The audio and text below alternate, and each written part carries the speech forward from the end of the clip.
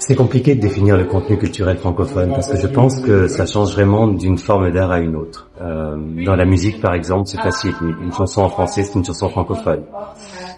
En littérature, c'est peut-être un peu différent. Un roman traduit en français, est-ce que c'est un roman francophone? Je sais pas. Un roman écrit en français mais traduit dans une autre langue, est-ce que c'est un roman francophone? Sans doute.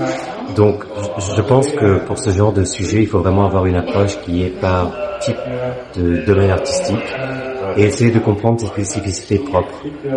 On parle beaucoup de découvrabilité numérique.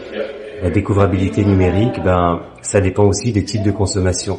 La littérature, c'est une forme d'art qui est encore consommée très majoritairement en papier, donc de façon physique.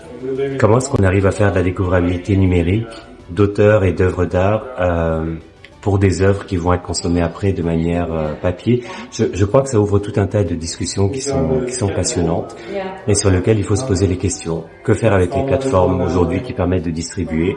Que faire avec les influenceurs? C'est un nouveau métier qui se développe pour essayer de promouvoir un certain nombre de choses, mais ça peut être notamment des biens culturels comme la littérature, et puis avec des algorithmes qui sont en train de se mettre en place et sur lesquels il ne faut pas être totalement dépossédé.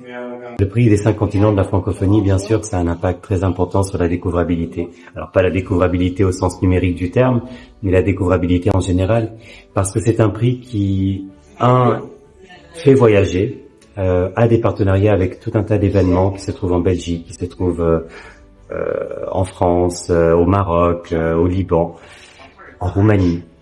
Donc c'est un prix qui fait voyager. Et puis c'est un prix qui aide aussi les œuvres à voyager, parce que c'est un prix qui finance des traductions pour un certain nombre de langues qui sont partenaires de la francophonie.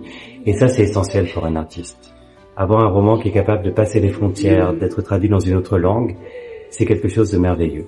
Et je serai jamais assez reconnaissant de ce prix-là pour tous ces voyages qu'ils ont offerts à la fois à l'auteur et puis à son œuvre.